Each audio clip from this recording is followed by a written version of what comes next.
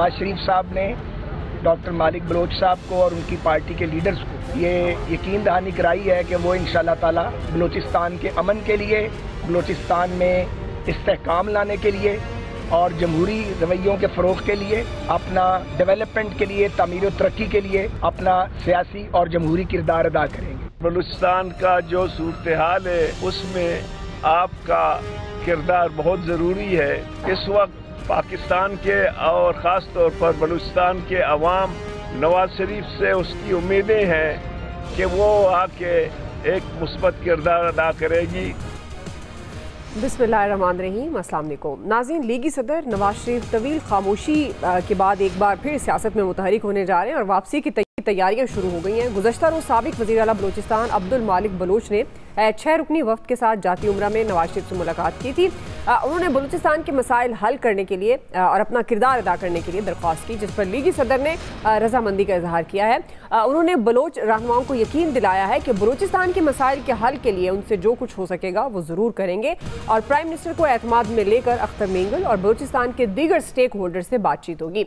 इतलात ये भी हैं कि आज प्राइम मिनिस्टर शहबाज शरीफ, लीगी सदर नवाज शरीफ और वज़ीर आला पंजाब मरियम नवाज सरकारी दौरे पर बेलारूस पहुँच गए हैं। वहाँ उनकी आम मुलाकातें होंगी और उसके बाद वो लंदन जाएंगे। कहने को नवाज शरीफ का जो लंदन का दौरा है वो निजी नोयत का है, लेकिन पार्टी ज़राए का ये कहना है कि वहाँ उनकी अहम मुलाकातें शेड्यूल्ड हैं। नवाज शरीफ दौरा बलूचिस्तान से पहले लंदन में किन से मिलने वाले हैं, इस बारे में अभी हतमी तौर पर कुछ कहा नहीं जा सकता, लेकिन लंदन से वापसी पर नवाज शरीफ का जो दौरा बलूचिस्तान है उसका इम्कान है वो वहाँ बलोच रहनुमाओं से मुलाकातें करेंगे। ज़राए के मुताबिक ये खबरें भी आ रही हैं कि नवाज शरीफ की सियासत में दोबारा एंट्री हो रही है। वो जल्द राब्ता मुहिम शुरू करेंगे, मुल्क गिर जलसे करेंगे। प्राइम मिनिस्टर के सियासी मुशीर राना सना ने यह बताया कि अगर नवाज शरीफ बलूचिस्तान गए तो फिर सियासी पंडाल भी सजे। इसी से मुताल्लिक आज का पहला और बड़ा सवाल होगा। पैनल में आज शामिल हैं अयाज खान साहब, आमिर इलियास राना साहब, फैसल हुसैन साहब, मोहम्मद इलियास साहब और शकील अंजुम साहब। आप सबका शुक्रिया। आमिर साहब, आपसे आगाज़ कर रही हूँ, क्या ये जो सारी सूरत हाल है, क्या आपको लगता है कि नवाज शरीफ साहब की सियासत में वापसी हो रही है और जो मौजूदा इस वक्त सियासी मुल्की सूरत हाल है, अगर उनकी वापसी होती है तो मौजूदा सूरत हाल में कितनी कारगर साबित होगी? देखें, उनकी सियासत में वापसी एक मुशावरती हद तक ही आप समझें। मरियम नवाज आ चुकी हुई हैं, शहबाज शरीफ वज़ीर आज़म हैं और वो लंदन चले गए 2 हफ्ते के लिए कम से कम, मतलब बेलारूस से वो कल चले जाएंगे वहाँ पे। और उस वक्त तक बलूचिस्तान का ये इशू कितना हाइप क्रिएट होती है नहीं होती है, अख्तर मेंगल साहब का जो धरना है वो कितने दिन बरकरार रहेगा, उसकी वैल्यू उनकी वापसी तक तय होगी। तो हो सकता है उससे पहले ये मामलात निमट जाएँ, ज़्यादा ख़राब हो जाएं तो फिर वो शायद वहाँ विज़िट करें। लेकिन जो हुकूमत मौजूद है और उनके भाई हैं, उसके अंदर मुशावरत तो हर लम्हा ही होती है दोनों भाइयों की, कोई वो ऐसी बात नहीं है कि कोई चीज़ें हों। हाँ, अब्दुल मालिक बलोच जो क्या उनके पास, आपको पता है कि जो उस वक्त एक फ़ौजी हमारी हुक्मरानी थी, उनको तब्दीली आई हुई थी बड़ी ज़ोर से, और उस वक्त सनाउल्लाह ज़हरी को वज़ारत आला फारिग कराया गया था और उन सब को BAP बनवाई गई थी। और जो पेट्रोलियम के मिनिस्टर ऑफ स्टेट थे उस वक्त जाम कमाल साहब, इन सब को उस पार्टी का सरबराह बनाया गया। और उस वक्त भी जरदारी साहब ने ऑन किया था कि जी वो कदूस बजिंजो को दोबारा वज़ीर आला बना के कि जी ये तब्दीली मैं लाया हूँ, बज़ाहिर जिसको कहा जाता है। तो वो जो ज़ख्म लगाए गए हैं वो अब लग रहे हैं, क्योंकि ये बलूचिस्तान के अंदर आप KP में एक्सफाटा में तो कहते हैं ना TTP है, यहाँ पे BLA है या जो भी मारंग बलोच जिन लोगों के साथ चल रही हैं, जो वो मजम्मत जब नहीं करती तो जाहिर है ऑटोमेटिकली वो उनके साथ खड़े हो जाते हैं जाके। अख्तर मेंगल साहब भी आए हैं, उनको अपनी सियासत भी बचानी है और रियासत पाकिस्तान के साथ मामलात भी तय करने हैं। लेकिन वो एक दफ़ा इमरान खान के साथ चले गए थे, एक दफ़ा वो नवाज शरीफ के साथ आ गए थे जब PDM बनी थी। तो नाराज़गियाँ इन बलोच रहनुमाओं की, बड़े काबिल कदर लोग हैं, लेकिन जाहिर है कि मफादात सियासी अपने हलकों के और दूसरे वो इन सब के मद्देनज़र रहते हैं। फिर इस इलेक्शन में जमाली ख़ानदान को फारिग किया गया वहाँ से, डेरा मुराद जमाली से, जाफराबाद से। तो इन सब लोगों को लेके चल के मिला के बिठा के फिर ही कोई बात हो सकेगी कि आपने जिनको इलेक्शन में साइडलाइन किया, जो आपके सामने आए, सब मिला के जरगे करेंगे वहाँ की रिवायात के मुताबिक। बेशक हमारे पास ये सौदा बेचने के लिए बड़े बेशुमार लोग मौजूद हैं, कि जी नहीं वहाँ की तो नौजवान कौम है और फलां है डिमका है, लेकिन आपको नौजवानों के साथ बड़ों को भी साथ लेके चलना है, उनकी रिवायात के साथ आपको इज्जत देनी है, इज्जत लेनी है, दोनों की बाहमी रिस्पेक्ट होनी चाहिए, इदारों का एहतराम होना चाहिए, लेकिन डायलॉग बहुत ज़रूरी है हर चीज़। नवाब अकबर बुगटी को मत भूलें, जनरल मुशर्रफ अपने दौर में फुल टाइम उरूज पे थे, वो कहते थे वहाँ मारूंगा जहाँ से पता भी नहीं चलेगा, और उस वक्त मीर ज़फ़रुल्लाह खान जमाली मरहूम ने इनको ऑपरेशन नहीं करने दिया था आखिरी जब तक वो वज़ीर आज़म रहे कि ये काम आप करेंगे। बुगटी प्रो पाकिस्तान है, पैसे वो मांग रहा है जो आपने मुआहिदा किया एज चीफ एग्जीक्यूटिव, वो दें, और फिर ये सारे छोटे छोटे सरदार बड़े हो जाएंगे और वही हम भुगत रहे हैं। तो होश के नाखून लेने चाहिए, अपने लोगों को भी मिलाना चाहिए। जब हमें सब पता है कि इसमें इंडिया इन्वॉल्व है, इसमें अफगानिस्तान से लोग इन्वॉल्व हैं, इससे हमारे ब्रदर जो फ्रेंडली मुल्क हैं, जिनको मैं कहता हूं कि जहां से सपोर्ट हो रही है वो आस्तीन के सांप हैं जो दोनों तरफ से काम कर रहे हैं, तो ऐसे में बहुत एहतियात की ज़रूरत है। जी आया साहब, ये तो सही बात है, इस सारे मामलात में जिसका जिक्र आमिर साहब कह रहे हैं एहतियात की ज़रूरत है। जब बलूचिस्तान के मामले पर हम अपने प्रोग्राम में बात कर रहे थे कि जो वहाँ की सूरत हाल है सियासी तौर पर, ख़ासतौर पर दहशतगर्दी के हवाले से भी, तो हमारे ही प्रोग्राम में ये बात हुई थी कि जो सीनियर सियासतदान हैं जैसे जरदारी साहब हैं, नवाज शरीफ साहब हैं और दीगर सीनियर सियासतदान, उनको अपना रोल अदा करना चाहिए। तो आपको लगता है कि नवाज शरीफ साहब वो रोल अदा करने में कामयाब होंगे, और इसे क्या उनकी सियासत में वापसी समझा जाएगा अगर वो आते हैं और बलूचिस्तान में पंडाल से जाते हैं? नवाज शरीफ वो रोल अदा कर सकते हैं, लेकिन उनका रोल अदा करना इजाज़त से मशरूत है, और जिसकी मुझे इम्कान नहीं लग रहा इजाज़त। हाँ, पॉलिसी चेंज हो, ये तय किया जाए कि जी नाराज़ वहाँ के जो लोग हैं उनसे मुज़ाकरात किए जाएंगे, तो फिर कोई चांस बन सकता है नवाज शरीफ साहब का कि वो शायद फ़ाल हो सकें। अदरवाइज़ वो आमिर बिल्कुल ठीक कह रहे हैं, नवाज शरीफ और शहबाज शरीफ साहब मौजूद हैं एज प्राइम मिनिस्टर, उनकी बेटी मरियम नवाज़ एज चीफ मिनिस्टर मौजूद है, तो इनकी तो गुंजाइश बनती नहीं है नवाज शरीफ साहब की। वो किसी एक चीज़ का उन्होंने उनको चेयरमैन बना दिया, बस वो ठीक है, वो सकाफती वर्षा या जो भी है उसके साथ वो खेलते रहें, या कोई डिग्निटरीज आते हैं उनसे मुलाकात कर लें और उसके बाद लंदन चले जाएं अब 2 हफ्ते के लिए। इससे ज़्यादा तो उनका रोल मुझे नज़र नहीं आ रहा। बाकी यहाँ तक बलूचिस्तान की बात है, एक चीज़ हमें समझनी चाहिए, दुआ बच्चा आपसे जब मुखातिब होता है आप उसकी बात नहीं सुनते तो वो आपसे नाराज़ हो जाता है कि जी आप तवज्जो से मेरी बात क्यों नहीं सुन रहे। तो नाराज़ बच्चे हैं ना, वो भी रियासत के नाराज़ बच्चे हैं जो उनकी बात सुननी चाहिए, उनसे बात करनी चाहिए। और क्यों आपने उनको दीवार के साथ लगाया? वो जो अकबर बुगटी की मिसाल बड़ी शानदार है इसमें कि वो जो प्रो पाकिस्तान एलिमेंट थे आपने उनको जानबूझ के वो कर दिया। जमाली फैमिली के हवाले से आमिर ने बिल्कुल ठीक निशानदेही की है। अब्दुल मालिक बलोच, मुझे इत्तफाक हुआ उस दौर में बलूचिस्तान जाने का जब अब्दुल मालिक बलोच चीफ मिनिस्टर थे, और उस वक्त नासिर जंजुआ जो बाद में नवाज शरीफ साहब के सिक्योरिटी एडवाइज़र भी रहे, वो कोर कमांडर थे उस वक्त सदर्न कमांड के, और कैप्टन मुबीन शहीद उस वक्त गालिबन DIG थे वहाँ। तो वो मुझे बेहतरीन दौर लगा रिसेंट पास्ट में, जितना भी मैंने देखा है कि उस दौर में चीज़ें कुछ ज़िंदगी मामूल के मुताबिक चल रही थी। कोयटा में भी हम बेदरेग घूमते रहे, कोयटा से बाहर भी गए, मुझे याद है मैं चमन से भी होके आया था, तो वो बड़ा आइडियल दौर था उस हवाले से। ये नहीं कि इंसर्जेंसी नहीं थी, लेकिन वो ना होने के बराबर थी।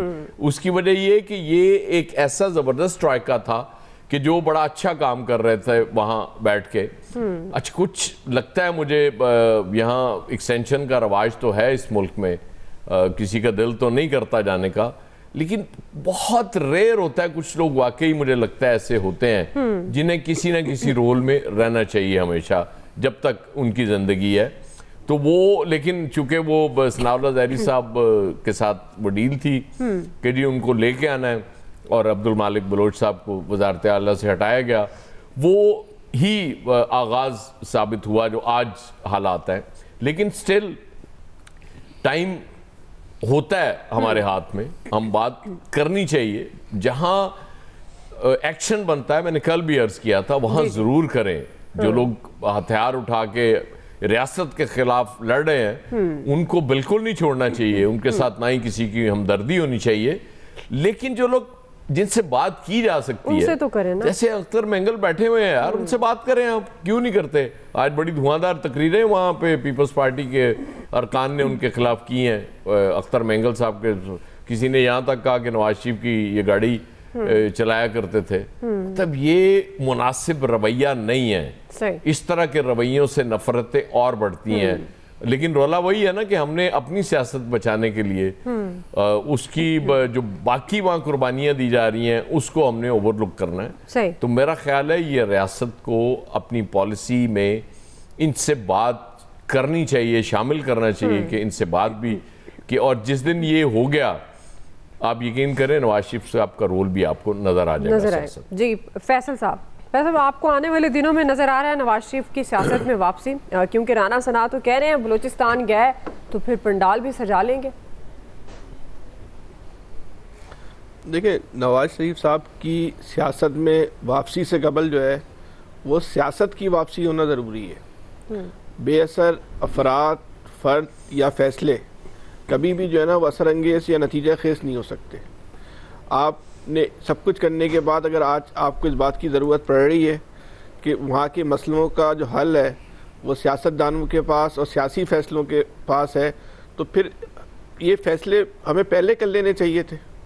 आज फिर सियासी लोगों को ही जो है ना बुलाया जा रहा है ना, चाहे वो नवाज शरीफ साहब हों या मालिक साहब हों, चाहे जो भी हों, तो इनसे ही जो है वहाँ की जो इतनी कशीदा सूरत हाल है, अब उसके अगर वहाँ के मसाइल को हल करने के लिए अब सियासतदानों की ज़रूरत पड़ रही है, तो फिर ये नागुज़ीर हो गया है कि वहाँ चीज़ों को पे आप मुकम्मल तौर पे वो सियासी तौर पे जो है ना वो हल करें।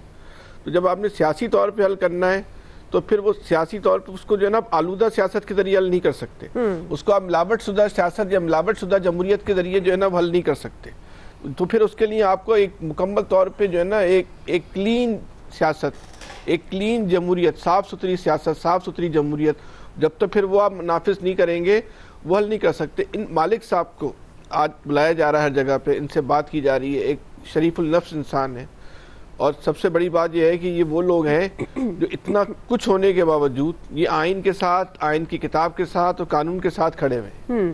ये पाकिस्तान के झंडे के साथ खड़े हुए। इनकी हब्बुल वतनी किसी शक शुबे की मामूली नौयत की भी फिर आप उस पर शक नहीं कर सकते। लेकिन इनका अपना बयान है कि इस इलेक्शन में बलूचिस्तान की तारीख का सबसे बड़ा ऑक्शन हुआ है। इनका अपना बयान है कि मैं जीत गया था लेकिन मुझे जो है वो हरा दिया गया।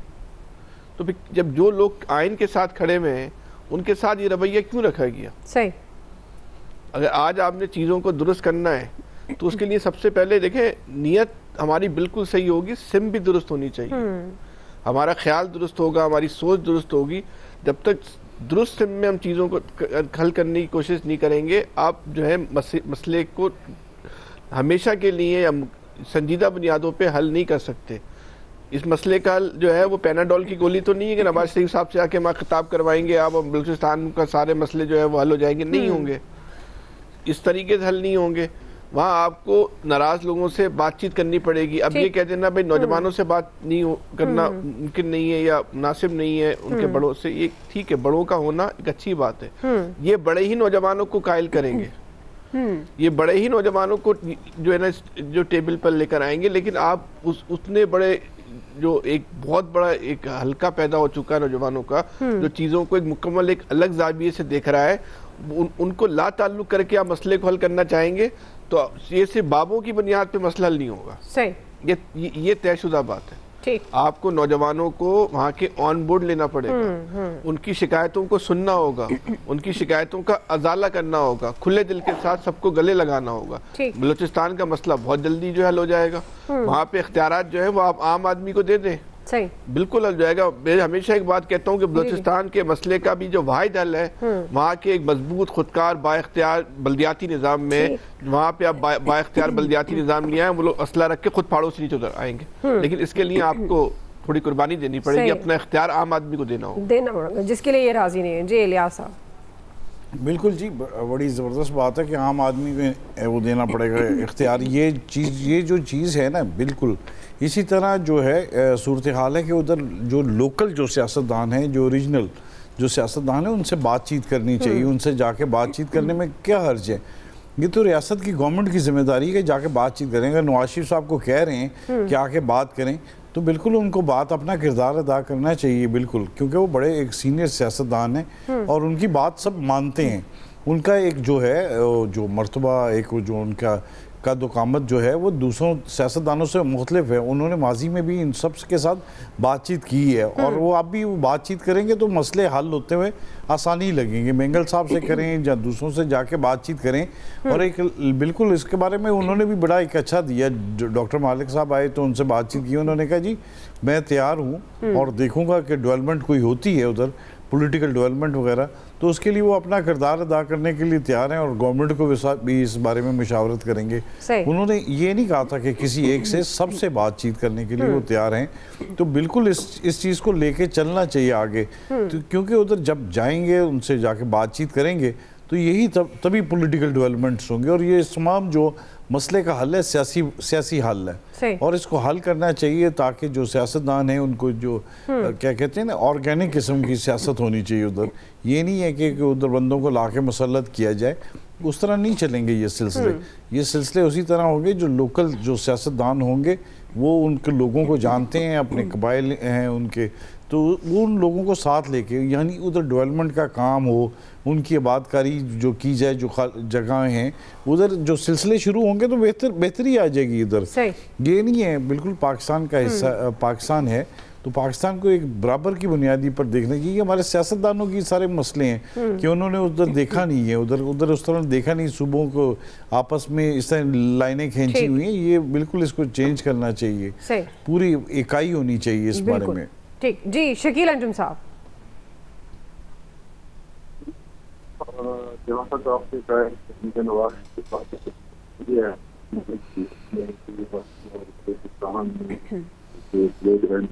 मुलाकात करेंगे पाकिस्तान के मसले को हल करने में अपना किरदार अदा करें तो बिल्कुल नवाज शरीफ साहब 3 दफा के वजीर आजम हैं और उनको अपना किरदार अदा जरूर करना चाहिए, जिस हद तक अपना किरदार अदा कर सकते हैं।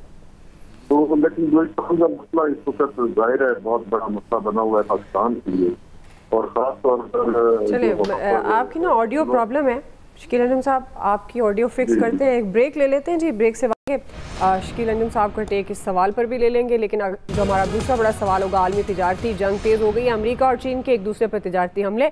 अमेरिकी सदर ने टैरिफ को 3 माह के लिए मुअत्तल कर दिया है। अब हम सवाल ये उठा रहे हैं कि ये ट्रंप यू टर्न पर मजबूर हुए हैं या स्ट्रेटजी तब्दील कर दी गई है। राय लेते हैं ब्रेक के बाद। वेलकम बैक नाज़रीन, ट्रंप टैरिफ के बाद दुनिया में तिजारती जंग तेज़ हो गई है। अमेरिका और चीन के एक दूसरे पर ताबड़तोड़ तिजारती हमले जारी हैं। अमेरिका ने चीन पर टैरिफ बढ़ाकर 125% कर दिया, जबकि चीन ने भी जवाबी कार्रवाई करते हुए अमेरिकी मसनूआत पर 84% ड्यूटी लगा दी है। चीन के बाद यूरोपीय यूनियन ने भी अमेरिका पर 25% टैरिफ लगाया। दुनिया में बढ़ती तिजारती जंग के पेश नज़र डोनाल्ड ट्रंप का यू टर्न सामने आ गया। उन्होंने चीन के अलावा तमाम मुल्कों पर 3 माह के लिए टैरिफ को मुअत्तल कर दिया है।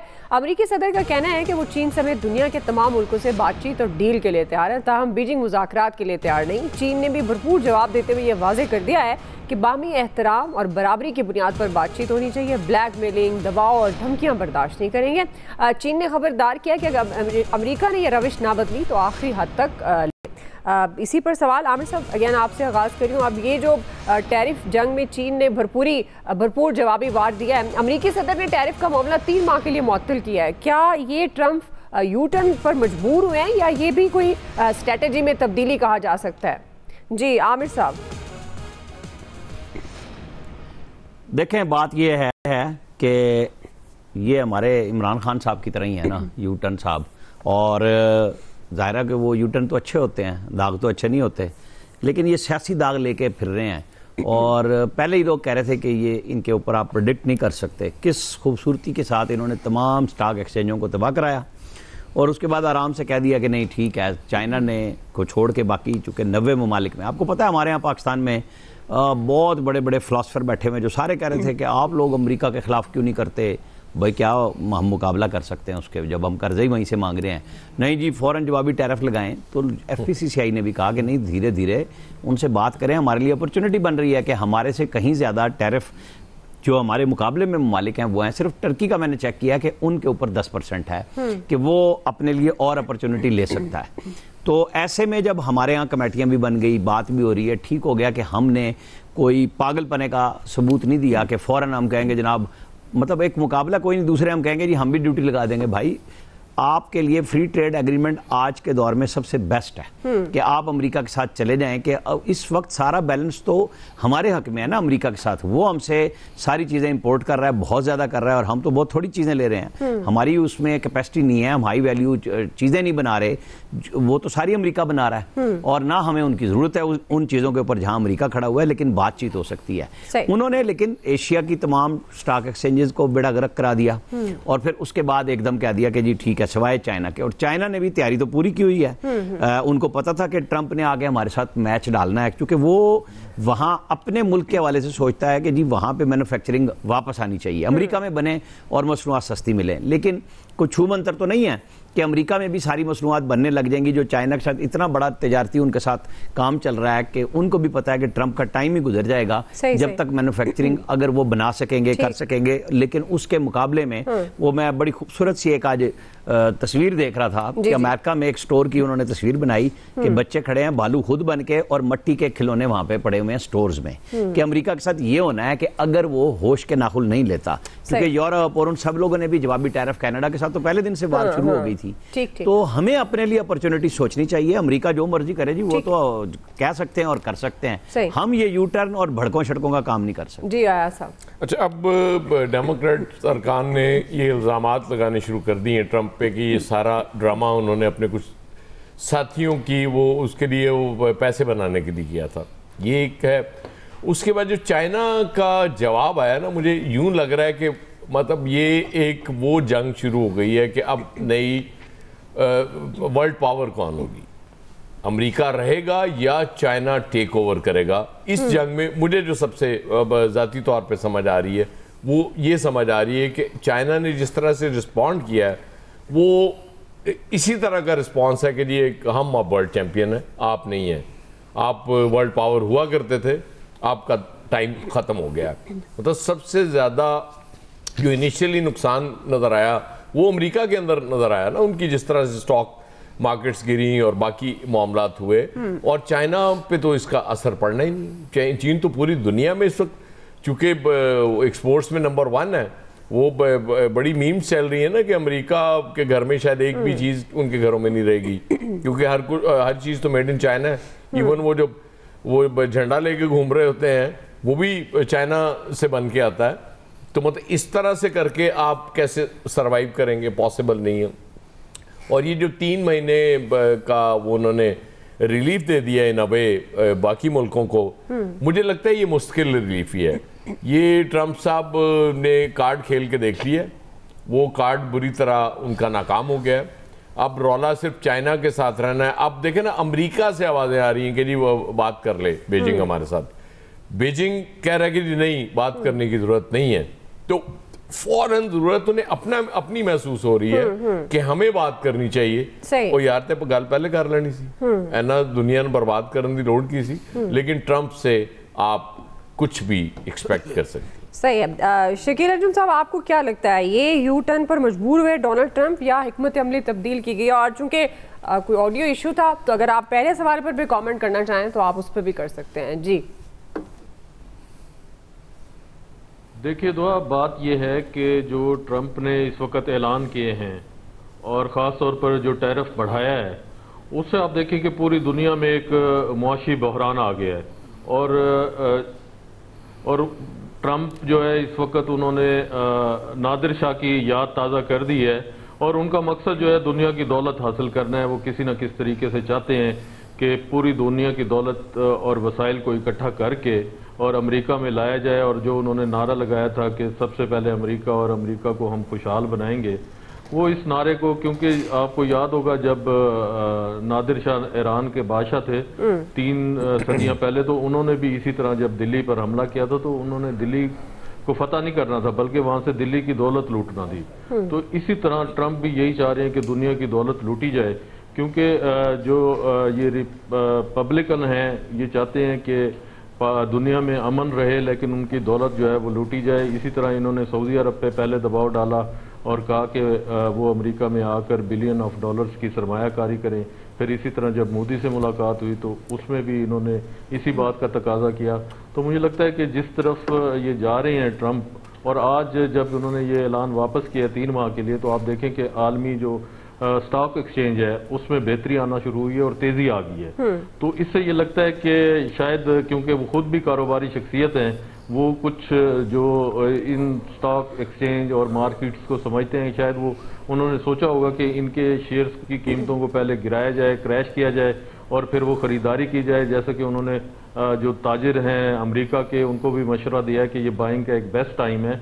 तो मुझे लगता है आने वाले दिनों में शायद ये ट्रंप के लिए और उसकी हुकूमत के लिए कोई एक बड़ा मालियाती स्कैंडल भी सामने आ सकता है कि जिस तरीके से उन्होंने ये प्ले किया है, और पहले उन्होंने ऐलान किया था कि किस सूरत जो है ये ऐलान वापस नहीं लिया जाएगा, और जो मुख्तलिफ ममालिक हैं, यूरोपीय यूनियन है, चाइना है, ख़ास तौर पर बाकी दीगर ममालिक हैं, उनके टैरिफ में इजाफा किया था, लेकिन अचानक फिर उन्होंने यू टर्न लिया और फिर वो टैरिफ वापस ले लिया है। तो इससे लगता यही है कि इसमें उनका कोई अपना ज़ाती और मालियाती इंटरेस्ट भी हो सकता है, लेकिन इस इक़दाम की वजह से पूरी दुनिया की जो बड़े बिजनेसमैन हैं वो तमाम के तमाम परेशान हैं। और चाइना भी दूसरी तरफ डट के खड़ा है, उसने भी कहा है कि जो उसने 84% टैरिफ बढ़ाने का ऐलान किया है वो भी अपना टैरिफ जो है ना वो वापस नहीं लेगा। तो इस जो तिजारती और मुआशी जंग है उससे मुझे लगता है कि सियासी जो आलमी कशीदगी है उसमें भी इजाफा हो रहा है। तो इसके लिए ज़रूरी है कि आप देखते हैं कि आने वाले दिनों में आया कि ट्रंप 3 माह बाद फिर उस टैरिफ का ऐलान करते हैं या फिर चाइना के साथ ही उनकी तिजारती जंग जो है वो जारी रहेगी, क्योंकि उनका मेन जो हदफ है वो चाइना ही है। ठीक, चलें, ठीक है जी। क्विकली नाज़रीन ब्रेक से वापस आएंगे, इसी सवाल पर फैसल साहब और इलियास साहब का टेक लेंगे, हमारे साथ रहिएगा जी। वेलकम बैक नाज़रीन। हम बात करें अमरीकी सदर ने टैरिफ का मामला 3 माह के लिए मुअत्तल किया है। अब ये यू टर्न है, उनकी स्ट्रेटजी में तब्दीली कहा जा सकता है। फैसल आपको क्या लगता है, ये वो मजबूर हुए हैं हालात मामलात देखते हुए फैसल साहब, या आपके ख्याल में ये हिकमत अमली में तब्दीली है? नहीं, कोई नॉर्मल बिहेवियर तो ट्रंप साहब का सामने आ नहीं रहा। अब क्या कह सकते हैं कि मजबूर हुए हैं या उनकी हिकमत अमली है, लेकिन उन्होंने लगाने से पहले भी ये बात कही थी कि मैं लगा रहा हूँ, अब बैठ के जो है मैं टेबल पे बात करूँगा, फिर देखेंगे किसका जो है ना हमने कितना कम करना है। अभी इन्होंने जो है वो 3 महीने के लिए जो है वो ख़त्म कर दिया, लेकिन अमेरिका के अंदर तो बहरहाल ये आज बहुत तेज़ी के साथ ये बातें उठ रही हैं कि उन्होंने जो अपनी पार्टी फंडिंग में जिन लोगों ने पार्टी फंडिंग की थी उनको नवाजने के लिए जो है सारा जो है ना वो खेल खेला था। बहरहाल इसके पीछे जो भी मकसद हो, जो भी मंशा हो, जो भी सोच हो, लेकिन पूरी दुनिया को जो है उन्होंने जो है इक़्तिसादी तौर पे जो नुकसान पहुँचाया, लेकिन एक नई सोच भी दे दी कि अब इस वक्त जो है दुनिया के लिए जो जो ख़तरनाक चीज़ें हो सकती हैं, अब ये बज़ाहिर तो किसी को इस बात का अंदाज़ा ही नहीं था ना, आज से पहले किसी के जहन में शायद ये खाका नहीं आया होगा ना कि अगर अमेरिका जो है वो इस तरह की जो है वो टैरिफ में इजाफा कर दे तो पूरी दुनिया की मईशत जो है वो बैठ जाएगी, या चीन इस तरह कर दे तो उसके क्या माशी असरात जो हैं वो हो सकते हैं। अब ये दो दुनिया के ताकतवर मुल्क जो हैं वो आमने सामने खड़े हो गए।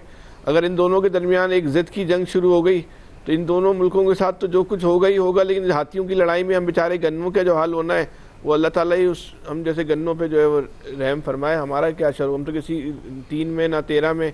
लेकिन बहरहाल अब देखते हैं एक बहुत अरसे के बाद जो दुनिया की सियासत तब्दील हो रही है उसमें अब आहिस्ता आहिस्ता ये यूरोप है वो भी अमेरिका के ख़िलाफ़ जो है ना वो खड़ा होता चला जा रहा है। मुस्तकिल हम ये बात जो है ना वो देख रहे हैं। अगर ये सारा यूरोप अगर चीन के साथ आके मिल जाता है तो अमेरिका खुद अपने लिए जो शायद जो है एक आइसोलेशन का रास्ता जो है ना वो तलाश कर रहा है, दुनिया में अपनी मकबूलियत खो रहा है। बहरहाल हो सकता है कि हर वक्त दुनिया की सुपर पावर अगर तारीख को पढ़ ले तो एक नहीं रहता, सुपर पावरें तब्दील होती रहती हैं।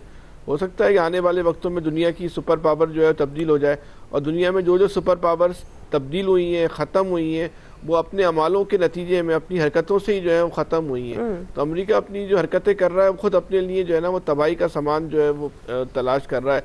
ख़ास तौर पे जो उसने इसराइल के मसले पर जो मौक़िफ़ इख्तियार किया, अमेरिका में भी इस सोच के साथ जो है ना लोग खड़े नहीं हो रहे। वहाँ जिस तरह बेगुनाहों का, मासूम लोगों का खून बहा जा रहा है और उसकी पॉलिसी में जो मुस्तकिल जो है उस खून बहाने के साथ खड़ा होना है, यानी कि आप यानी कि इस डटाई के साथ जो है कि आप किसी मरे हुए आदमी के साथ नहीं खड़े हो रहे बल्कि मारने वाले के साथ जो है वो खड़े हो रहे हैं। ये जो है ना इतनी डटाई तो शायद इससे पहले शायद ही किसी ने देखी हो, दिखाई हो। बहरहाल अमेरिका को अपनी हरकतों की एक दिन कीमत तो अदा करनी है। हो सकता है कि वो दिन उसकी जल्दी आ जाए। सही है, उसका आगाज़ है। सही जी, इलियास साहब।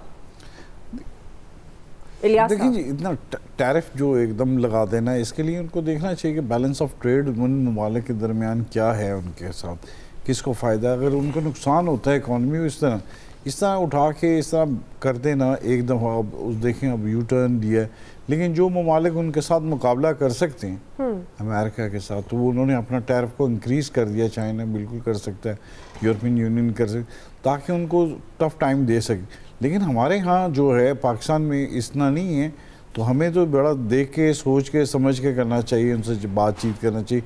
लेकिन अब एक 90 दिन का टाइम मिल गया, तो इसके लिए पाकिस्तान के लिए तो एक अच्छा है कि ये मुस्तकबिल में शायद इसको ना इम्प्लीमेंट करें और ये इसको ख़त्म कर दिया जाए। लेकिन जिन ममालिक के साथ उनका शुरू हो गया, तो ज़ाहिर है उनके साथ तो इस तरह चलेगा। तो लेकिन उनके इस इक़दाम की वजह से पहले करने से, फैसला करने से पहले देखना चाहिए मुल्क की, दुनिया की इकॉनमी हिल गई है, तो इनसे तमाम ममालिक की स्टॉक मार्केट्स वगैरह में जो मंदी आई है, तो उससे नुकसान हुआ है, उससे उनके नहीं दूसरे ममालिक का भी जो नुकसान हुआ है, तो इसका कौन जिम्मेदार है। इसलिए इन लोगों को फैसला करते वक्त ये देखना चाहिए कि अब जो माशी तौर पर किसी को तंग करना है, तो इस तरह के करेंगे। ज़ाहिर है एक्सपोर्ट जिसकी भी जाएगी, जिस पर टैरिफिंग लग जाएगा, तो उसकी तो जो कॉस्ट है वो बढ़ जाएगी। उसको अपना मुकाबला करने के लिए जो खित्ते में अगरचे पाकिस्तान पर कम था, लेकिन पाकिस्तान इसको सोच रहा था कि किस तरह करना है, तो सारा इस पर वर्किंग करके इनके साथ करना पड़े। लेकिन फिर एक कंपटीशन है वो जो बढ़ जाएगा इसके साथ, कि उधर भेजने से उनकी कॉस्ट बढ़ जाएगी, तो इस तरह दूसरे मुल्क जिन पर नहीं लगेगा तो वो तो फ़ायदा उठा सकेंगे। सही है, वक्त ख़त्म हो गई। बहुत शुक्रिया, आज के एक्सपर्ट से इतना ही। फीडबैक दीजिएगा, ख्याल रखिएगा।